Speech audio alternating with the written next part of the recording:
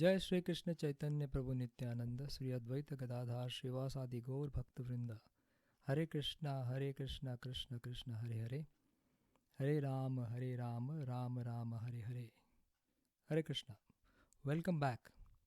Today is a Father's Day, so I wish all of you a very happy Father's Day.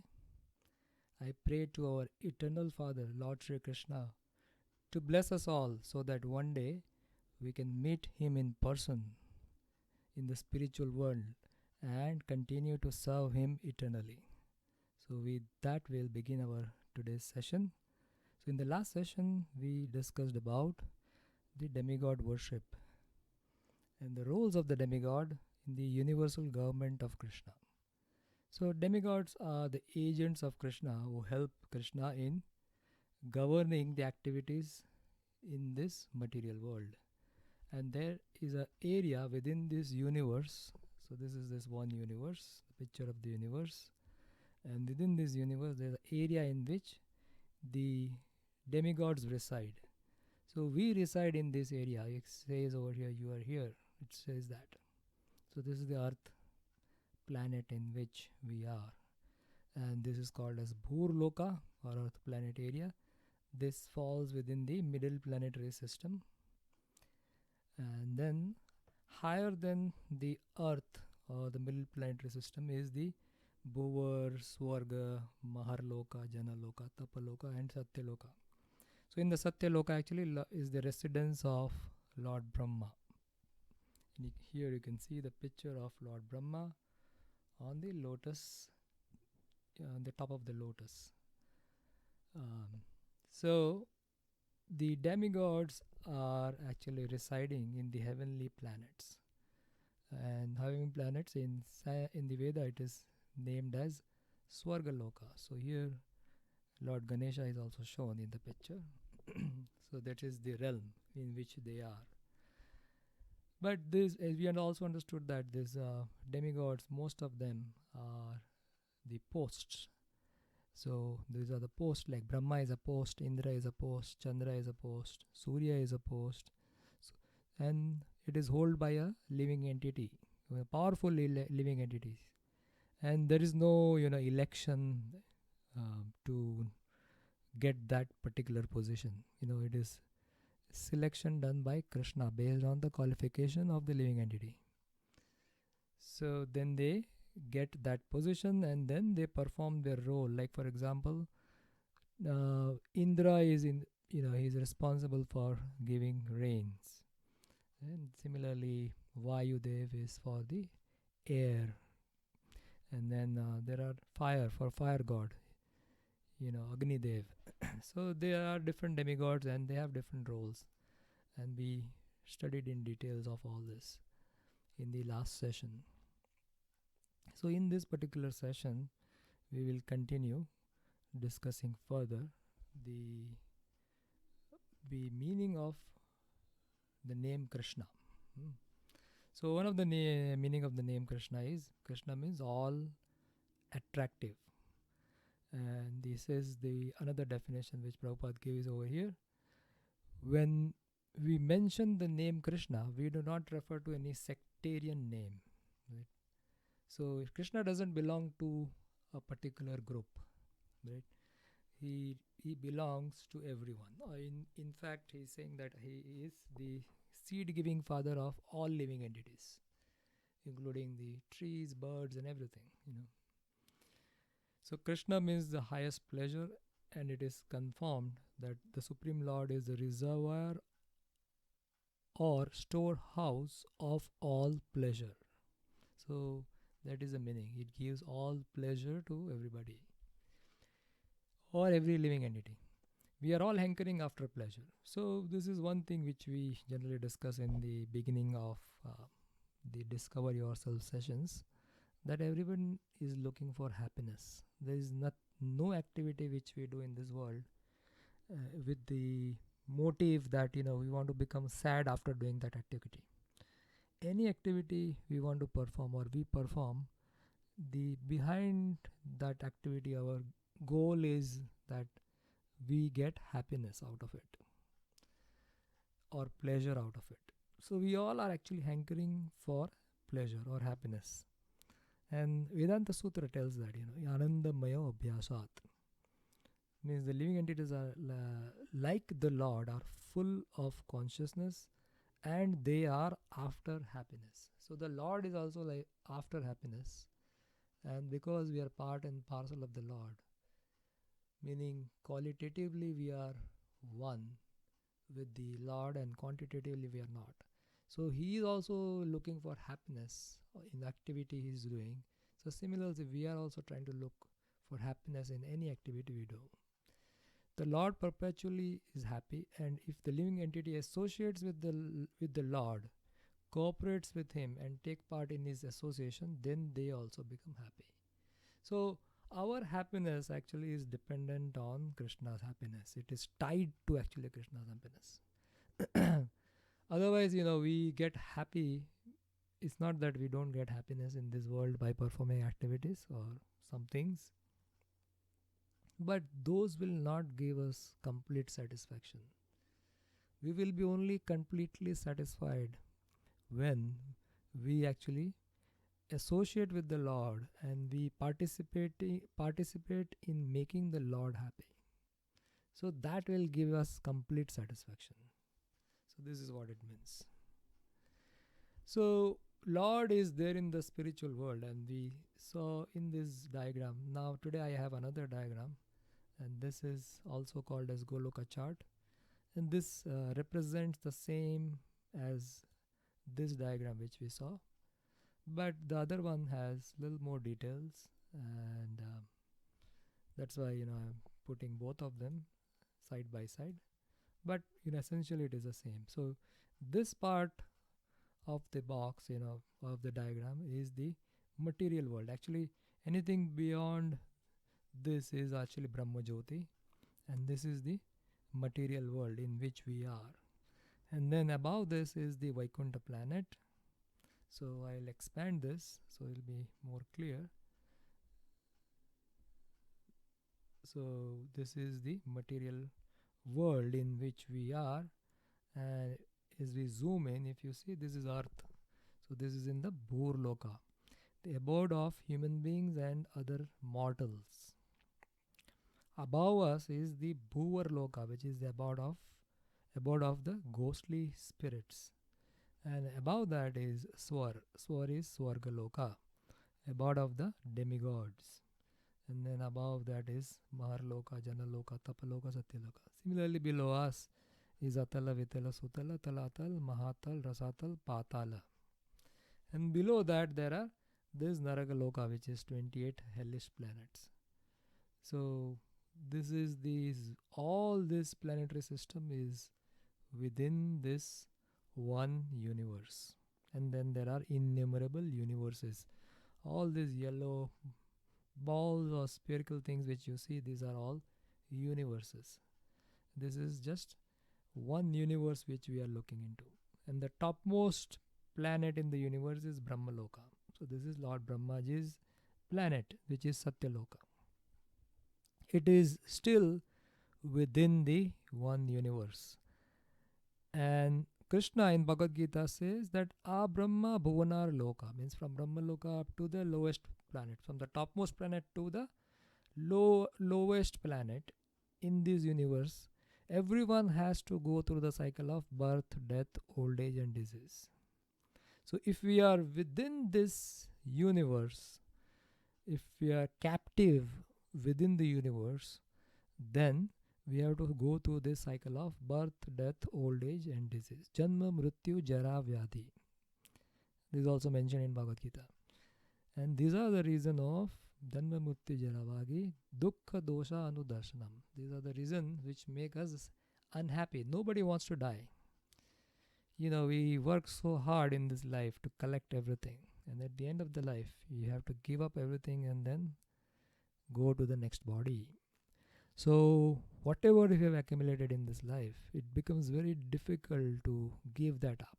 That's why it's a very sad moment for the soul when he is leaving everything, what he has collected or what he has worked hard in this life. And then he goes to the next body. Then again Then the living entity or the soul has to start the journey again. Again, go to school, go to college, study, this, that, work, accumulate everything, again give it up. So this is called a cycle of birth and death. So this all happens within this material world. Even if you go to the higher planets, up to the Brahmaloka, or you go to down to other planets, lower planets, this cycle of birth and death keeps on going. So liberation means nothing but breaking this cycle of birth and death, coming out of this cycle of birth and death, basically ejecting from this sphere, the universe, and going out. But after going out, then we have multiple choices. One of the choices, we can hang out in Brahmajyoti. That is one choice. So in this lighted area, you can hang out there. So Krishna gives that option. So that option is nothing but, is called as realization of the impersonal Brahman. So this is also actually spiritual. And somebody can eternally stay there in this lighted area without doing anything. Right?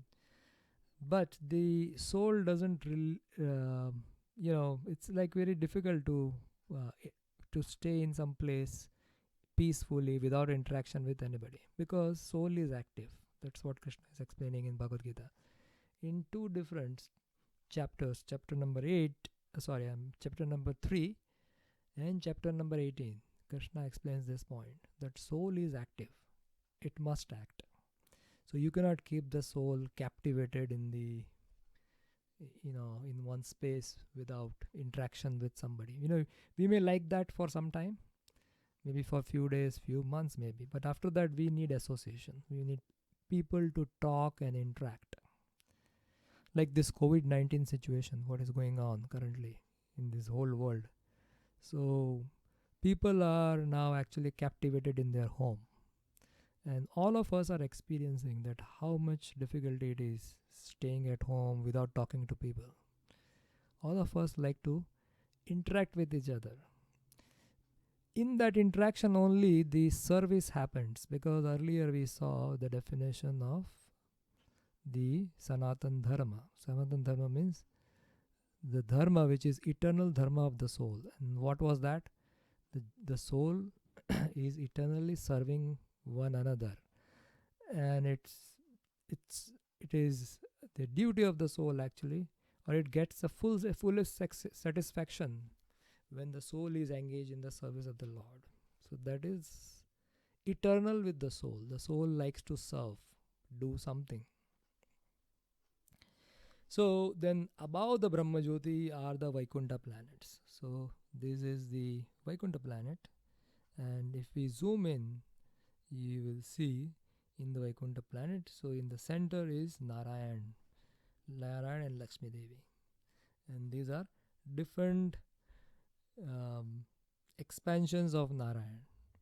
All these yellow dots which you see, they are different expansions of Lord Narayan in the Vaikuntha realm.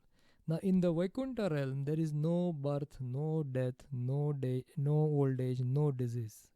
Everything over there in this Vaikuntha realm is eternal. It's always there. That is called as eternal. It's always existing. Whereas in the material world, there is creation. It has to go through those 6 stages of transformation. It gets created, then it stays for sometimes, produces byproducts, and then dwindles, and then gets destroyed. So within this universe, this 6 transformation happens. In the eternal world, in the Vaikuntha, there is none of this 6 transformation. It is always there. So the living entity, after coming out of the cycle of birth and death, then the living entity has options. It can go into the Brahmajyoti, hang out there with nobody, and be peaceful. Om Shanti, Om Shanti, Om Shanti. Always peaceful. Nobody is going to disturb you.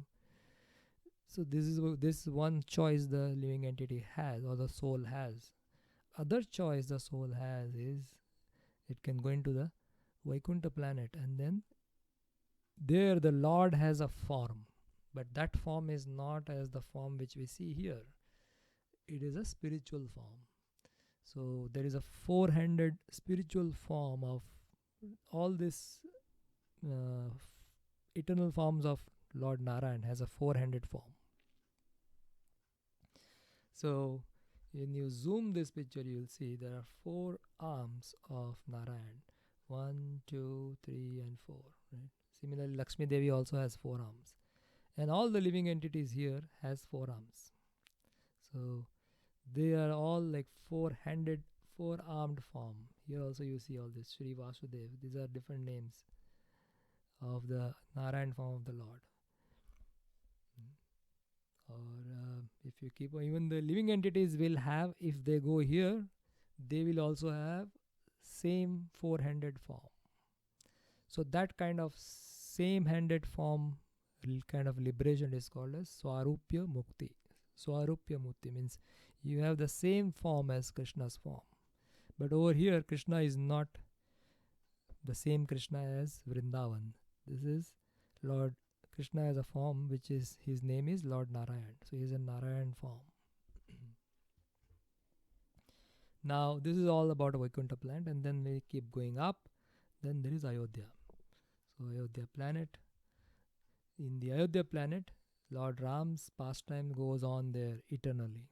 So, and above that, then there is the Dwarka planet, and then above that there is Jagannath Puri. Above that there is Mathura. So all these planets, which are spiritual planets, which are there in the Vaikuntha realm. So the whole realm is called as Vaikuntha realm. From here, this is the whole realm. Up to here is Vaikuntha realm, and over here it is Goloka. So you see over here in the Haridham, or it is called as Vaikuntha, and on this section, the section in pink, the box surrounding that section, the whole thing is called as Goloka or Goloka Vrindavan. So in Goloka Vrindavan there are various sections. So starting with the realm of Dwarka, then Jagannath Puri, then Mathura, and then here towards the top is the Goloka Vrindavan, the Vrindavan which is in this topmost area.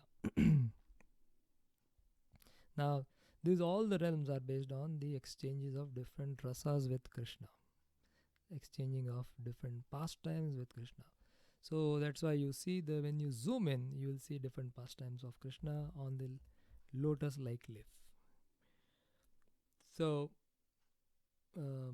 after having some idea from this picture, and we are going to go into more details as we study, and cover details of this particular and the previous chart. So continuing our discussion in the introduction.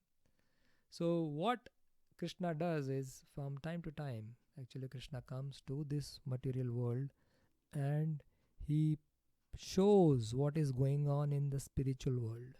It's a trailer. So he comes and gives a trailer for all of us, that what is going on. He's coming here for advertisement. So he comes here, advertises, okay, this is what is happening in my Vrindavan. Similarly, Lord Ram comes and he comes here and then he shows what is going on in Ayodhya.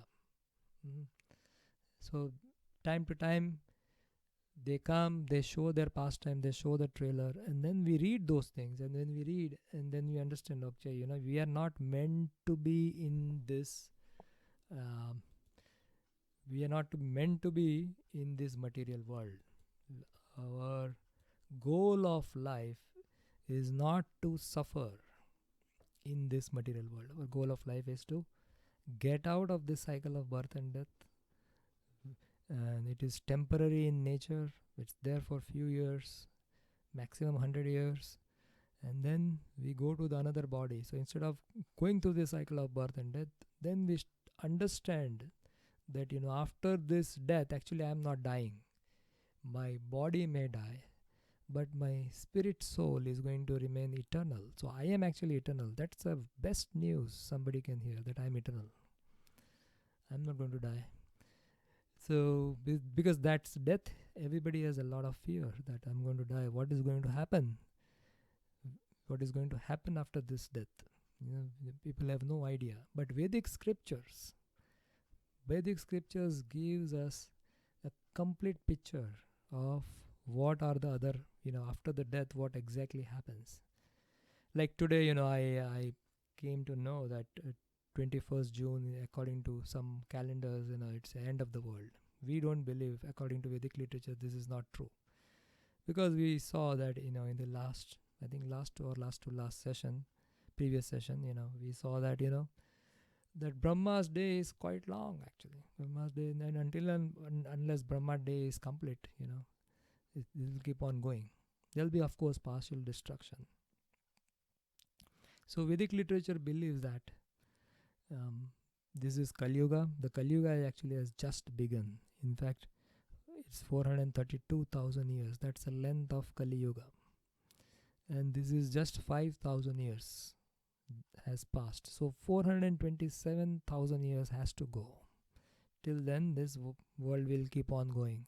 Of course, there will be some ups and downs. There will be some cleansing happening, like what cleansing is going on right now. So those kind of minor cleansing will go on. But nothing will be like completely doomsday, or those kind of things are not given in our scriptures. So if we believe our scriptures, there is a lot of time to go. But in this lifetime, we have to understand about our relationship with the eternal relation of Krishna, eternality of Krishna. So here everything is temporary, soul is eternal. The soul comes into this material world for a reason. That is, the soul, originally the soul is in the spiritual world, and then it comes here because it wants to enjoy separate from Krishna. So when it comes here, then it tries to become or play the role of Krishna, and trying to be controller, proprietor, and enjoyer. But then Krishna says that if you continue to do that, you're going to go through all this suffering, janma mrityu jara vyadi. So time to time, either he comes himself or he sends his representative. Right? And then there is one more point which I wanted to tell, that in a day of Brahma, one day of Brahma, we saw last time, it's huge number. So let's see what is day of Brahma. So here is the picture regarding the day of Brahma. So in one day of Brahma, we saw that there are 14 Manvantaras. And each Manvantara has 71 Divya Yugas. So in a day of Brahma, which is 4.32 billion years, Krishna actually comes once in a day of Brahma from the Goloka Vrindavan. So once in a day of Brahma, Krishna comes from here to here to show his pastime. Rest of the time, Krishna comes from the middle, so which is the Vaikuntha planet. So again, I repeat, once in a day of Brahma, Krishna comes from the Goloka Vrindavan to this material world to show his pastime. Whereas other time, Krishna, other Divya Yugas, he comes, or every Chatur Yuga, he comes from here, from the Vaikuntha planet. So this is given in Chaitanya Charitamrita, this in particular information.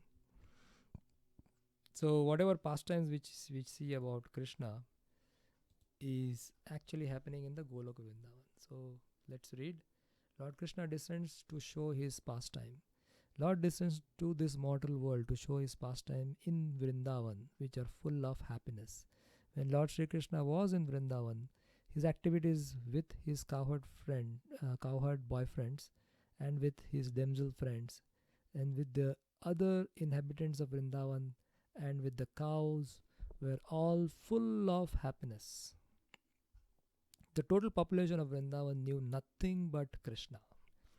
But Lord Krishna even discouraged his father, Nanda Maharaj, from worshipping the demigod Indra, because he wanted to establish the fact that people need not worship any demigod. They need only worship of Supreme Lord, because their ultimate goal is to return to his abode. So this is the reason actually Krishna wants us to go back to his uh, his planet. Basically, he doesn't want us to be continuing the cycle of birth and death, because when we pray to the demigods, then Krishna says, when you pray to demigods, you go to the planet of the demigods, which is the abode of the demigods, which is within this universe. So if even if you go here, your length of stay in this place will be more, maybe 10,000 year, 100,000 year, whatever is basically the life of the demigods. You will stay there with the demigod, but at the end of that, again the living entity has to come back to the earth, right? And then continue the cycle of birth and death. So that is why Krishna doesn't recommend the living entities to go back to the demigods. He only wishes that the living entities breaks free the cycle of birth and death and go to the spiritual planet, where in the spiritual planet the living entity can live eternally with the Lord, free of birth, death, old age and disease, and continue to enjoy eternally with the Lord in either Vaikuntha or in the Goloka planets. So with this we'll stop this particular discussion and we'll continue in the next session. Thank you so much. Srila Prabhupada ki jai. Shrimad Bhagavad Gita ki jai. Gaur Premanande Haribol.